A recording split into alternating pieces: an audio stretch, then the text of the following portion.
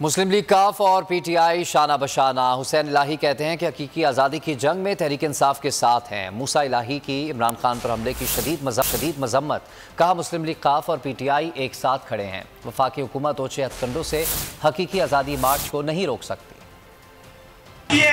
हकीकी आज़ादी की ये लड़ाई है, जो जंग है, उसमें पाकिस्तान तहरीक इंसाफ के साथ मुस्लिम लीग कायद-ए-आज़म शाना बशाना खड़ी है।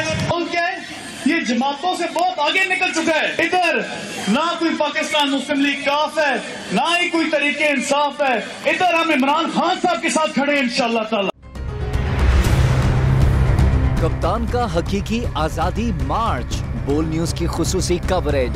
ये एक फैमिली मार्च है। हकीकी आज़ादी मार्च जो है जीटी रोड पर रवां दवा है। बोलने की हक और सच की बात। इमरान खान के कंटेनर के करीब फायरिंग का वाकया पेश आया। फायरिंग से जख्मी, अस्पताल मुंतकिल। कातिलाना हमले से किया पर्दा चाक। बोल हमेशा बना आवाम की आवाज। को वेलकम देगा आज़ादी मार्च के लिए बहुत अच्छी कवरेज की है। ये मार्च की तो जबरदस्त कवरेज। सब्सक्राइब करें और बेल दबाएं ताकि कोई खबर रह न जाए।